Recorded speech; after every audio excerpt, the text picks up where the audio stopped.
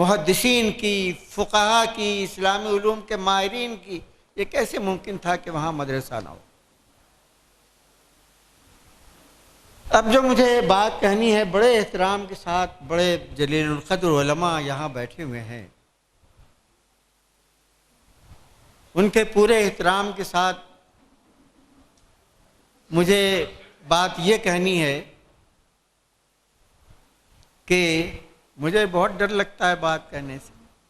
مجھے بات یہ کہنی ہے کہ ہمارے ہندوستان میں، یہاں کی تاریخ میں مسلمانوں نے وہی غلطی کی ہے جو اسپین میں کی تھی۔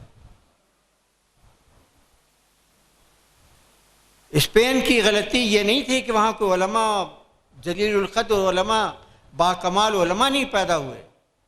وہاں غلطی یہ تھی کہ فاتحین اور مفتوحین کے درمیان میں کمیونیکیشن گیپ ہو گیا تھا۔ مسلمان اسپین میں کبھی بھی اکثریت میں نہیں رہے، کچھ پاکٹس تھے جہاں مسلمانوں کی وہاں اکثریت تھی، اور ملک میں وہاں کے عیسائی غیر مسلم اسی طرح سے اکثریت میں تھے جیسے ہندوستان میں غیر مسلم ہندو اکثریت میں تھے مسلمانوں کی حکومت کے زمانے میں۔ وہاں بھی زمانہ تقریباً اتنا ہی ہے جتنا ہندوستان میں۔ یہاں بھی کمیونیکیشن گیپ تھا مسلمانوں اور غیر مسلموں کے درمیان۔ اسپین میں بھی کمیونیکیشن گیپ تھا فاتحین اور مفتوحین کے درمیان۔ دوستو، شاید اس طرح سے بات آپ نے کبھی سنی نہیں ہوگی، شاید کسی نے کہی نہیں ہوگی، سن لیجئے۔ اس کمیونیکیشن گیپ کا وہی انجام ہوا جو آپ جانتے ہیں اسپین میں، اور یہی کمیونیکیشن گیپ تھا جو برما میں تھا۔ اور برما میں جو ہوا، جو ہو رہا ہے، آپ اس سے اچھی طرح واقف ہیں۔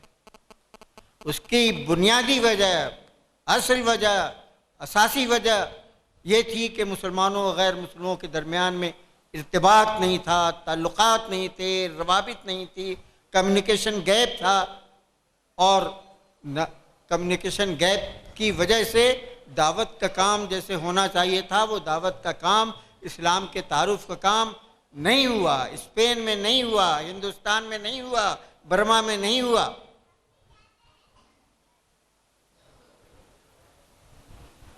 تو اگر آپ کو، سن لیجئے، اثر کرے یا نہ اثر کرے نہ کرے، سن تلے میری فریاد، نہیں ہے داد کا طالب یہ بندے آزاد۔ سن لیجئے، اگر اس کمیونیکیشن گیپ کو ختم کرنے کی کوشش اس ملک میں نہیں کی گئی تو یہ ملک، جو بعض لوگوں کا کہنا ہے کہ 10-15% یہ اسپین کے راستے پر آگے بڑھ چکا ہے۔ اگر آپ کو اس ملک کو اسپین بننے سے بچانا ہے، اور جو خطرناک قتل عام، جو صورتحال اسپین میں ہوئی تھی، آپ چاہتے تھے کہ یہاں نہ ہو، تو ابھی سے اپنے رخ کو اس ملک میں درست کیجیے۔ آپ جانتے ہیں، ہم نے ایک بات کہی کہ صاحب وہ کمیونیکیشن گیپ تھا۔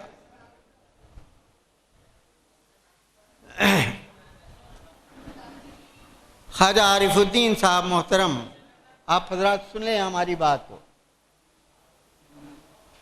ہم نے کہا کہ کمیونیکیشن گیپ تھا۔ ایک سوال پیدا ہوتا ہے، کمیونیکیشن گیپ کیوں ہوتا؟ اسپین میں کیوں تھا کمیونیکیشن گیپ؟ ہندوستان میں کیوں تھا کمیونیکیشن گیپ؟ اب اس کے جواب میں جو بات ہم کہیں گے، یہ بھی آپ ڈھونڈیں گے کہ کسی بہت بڑے عالم دین نے کہی ہو تو آپ کو نہیں ملے گی، لیکن جو بات ہم کہہ رہے ہیں یقین کے ساتھ، دلیل کے ساتھ کہہ رہے ہیں، اور بہت آسانی کے ساتھ۔ ایسی بات مانی نہیں جاتی ہے جس پر کوئی بڑے عالم کی سند نہ ہو۔ سن لیجئے ایک بات ہماری، اور بات یہ ہے کہ مکی زندگی میں اور مدنی زندگی میں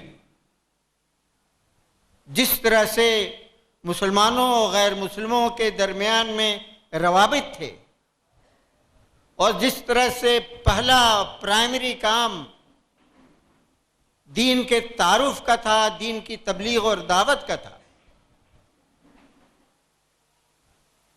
یہ کام بعد میں اس لیے ہوا یہ کہ عراق فتح ہو گیا، 90% مسلمان، ایران فتح ہو گیا، 90% مسلمان، افغانستان فتح ہو گیا، 90% مسلمان، شام فتح ہو گیا، فلسطین فتح ہو گیا، جہاں جہاں فتوحات ہوئیں وہاں کی غالب ترین اکثریت نے اسلام قبول کر لیا۔ تو اس کے بعد کیا ہوا؟ اس کے بعد وہی ہوا جو ہونا چاہیے تھا، علوم و فنون کی تدوین کا کام، احادیث کی تدوین کا کام، فقہ کی تدوین کا کام، تفسیروں کے لکھنے کا کام، نحو و صرف کی تدوین کا کام، پورے علوم اسلامیہ کی تدوین بہت بڑے پیمانے پر، ہزاروں سینکڑوں علماء تمام شہروں میں۔ یہ دو تھیوری آپ نے سنی، تیسری تھیوری جو ہماری سنی وہ بھی آپ نے، ہمارے پاس کوئی سند نہیں ہے کہ کسی نے کہا ہو، اور وہ بات یہ ہے کہ کسی بھی ایسے ملک میں جہاں مسلمان غالب ترین غیر مسلموں کی اکثریت میں رہتے ہوں، زندگی گزارتے ہوں، وہاں بہت بڑے پیمانے پر ملک گیر پانے پر اجتماعی کام کا کوئی منصوبہ غیر مسلموں کو نظر انداز کر کے صرف اور صرف مسلمانوں کے درمیان، اجازت دیجیے اس بات کو کہنے کی کہ یہ سیرت کی جزوی اور ناقص پیروی ہے، ہم غلط نہیں کہہ رہے ہیں اس کو، ہم یہ کہہ رہے ہیں کہ ایسے ملک میں جہاں مسلمان غالب ترین غیر مسلم اکثریتوں کے درمیان رہتے ہوں، وہاں ملکگیر پیمانے پر کاموں کا کوئی منصوبہ غیر مسلموں کو نظر انداز کر کے سیرت طیبہ کی جزوی اور ناقص پیروی۔ پھر ایک بات سن لیجیے ہماری، معاف کیجیے گا، ہوتا یہ ہے کہ جب تمام ممالک مفتوح ہو جاتے ہیں، مسلمانوں کی اکثریت جب ہو جاتی ہے، تو وہ جو جس کو کہتے ہیں شاکلہ ذہنی، جس کو کہتے ہیں مائنڈ سیٹ،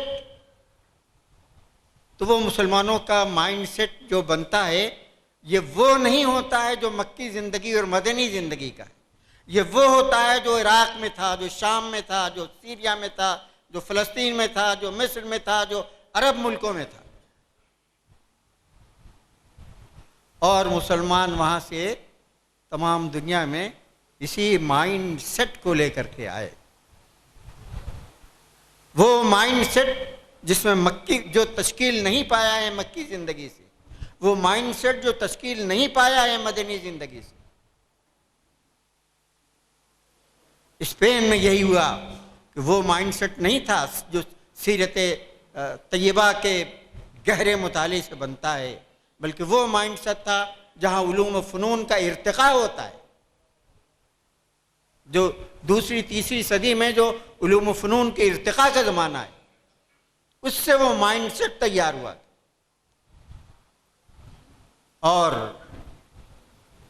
ہم پھر اصرار کے ساتھ کہتے ہیں کہ اگر اس ملک کو اسپین بننے سے بچانا ہے تو مسلمانوں کا، علماء کا، قائدین کا مائنڈ سیٹ وہ ہونا چاہیے جو سیرت طیبہ سے بنتا ہے، جو مکی زندگی سے بنتا ہے، جو مدنی زندگی سے بنتا ہے، نہ کہ وہ جو دوسری تیسری چوتھی صدی عیسوی سے بنتا ہے، ہجری سے بنتا ہے۔ دوستو، چونکہ موجودہ حالات، اس ملک کے حالات ہمارے ذہن و دماغ پر اس طرح سے مسلط ہوتے ہیں کہ سوچنا اس سے یہ سب افکار نکلتے ہیں جو ہم آپ کے سامنے پیش کرتے ہیں. ہمیں کوئی پرواہ نہیں آپ مانیں یا نہ مانیں، لیکن ہمیں بے حد اطمینان ہے کہ ہم جو کہہ رہے ہیں وہ بالکل درست کہہ رہے ہیں. دیکھیے، اس پیمانے پر اگر آپ ناپیں تو ہندوستان کی دینی تمام جماعتوں میں یہ صرف جماعت اسلامی کا امتیاز ہے کہ اس نے ہندوستان کی تمام زبانوں میں قرآن مجید کے ترجمے اور اسلامک لٹریچر تیار کیا. بہت ادب کے ساتھ آپ سے گزارش ہے کہ جس توازن کے ساتھ ہم بات کہنے کی کوشش کر رہے ہیں، اسی توازن کے ساتھ آپ سمجھیں اور اسی توازن کے ساتھ بیان کریں. آپ اس طرح، میں یہ نہیں کہہ رہا ہوں کہ جماعت اسلامی کو تمام جماعتوں پہ فضیلت حاصل ہے. جو بات ہم کہہ رہے ہیں اسی طرح سے آپ نقل کریں. ہم نے یہ کہا ہے کہ جماعت اسلامی کا یہ امتیاز ہے کہ اس نے ہندوستان کے غیر مسلموں کو سامنے رکھ کر کے کام کا منصوبہ بنایا تو یہاں کی تمام زبانوں میں اسلامک لٹریچر تیار کیا. اور ہندوستان کے تمام علماء میں یہ مولانا ابو الحسن علی ندوی کا امتیاز ہے کہ انہوں نے ہندوستان میں ضرورت سمجھی تو پیام انسانیت کی تحریک شروع کی. اور جو لوگ مولانا علی میاں کو جانتے ہیں وہ جانتے ہیں کہ مولانا علی میاں تو ذاکر و شاغل آدمی تھے، جانماز پہ بیٹھنے والے آدمی تھے یا بہت بڑے مصنف تھے. دونوں کا تقاضا تھا کہ گوشہ نشینی اختیار کرتے، لیکن انہوں نے محسوس ہوا کہ اس ملک کے عوام سے، یہاں کے غیر مسلموں سے بات کہنی ہے، ان کو خطاب کرنا ہے، تو انہوں نے پیام انسانیت کی تحریک شروع کی. یہ پیام انسانیت کی تحریک ڈائریکٹ دعوت کی تحریک نہیں تھی، لیکن اس سے دعوت کا پلیٹ فارم بہرحال تیار ہوتا تھا. تو تمام جماعتوں کے درمیان یہ جماعت اسلامی کا امتیاز ہے اور تمام علماء کے درمیان یہ مولانا ابو الحسن علی ندوی صاحب کا امتیاز ہے. اچھا، ہم کوئی دوسری بات کہیں تو بڑی مشکل ہوتی ہے کہ لوگ اس کو سمجھتے ہیں کہ محسن عثمانی صاحب نے شخصیات پر، جماعتوں پر تنقیدیں کی. تنقید کی بات نہیں ہے، ہم تو مائنڈ سیٹ کی بات کہہ رہے ہیں. صرف یہ کہتے ہیں کہ مائنڈ سیٹ بالکل اس کے مطابق نہیں ہے جو سیرت طیبہ کے تھا. اتنی سی بات کہہ رہے ہیں. آپ کہیں نقل کریں تو اسی طرح سے نقل کریں. اب ہم مثال کے طور پر آپ کو بتاتے ہیں. دیکھیے، تبلیغی جماعت کی جو خدمات ہیں، اگر آپ کہیں تو اس پر ہم 1000 صفحے کی کتاب لکھ دیں، لیکن اس کے جو 6 اصول بنائے گئے ہیں تو اب وہاں وہ اکرام مسلم تک تو پہنچے، لیکن چونکہ وہ مائنڈ سیٹ نہیں تھا جو سیرت طیبہ سے بنتا تھا، اس لیے خدمت خلق اور خدمت انسانیت تک وہ نہیں پہنچ سکے، وہاں تک بات نہیں پہنچ سکی. اور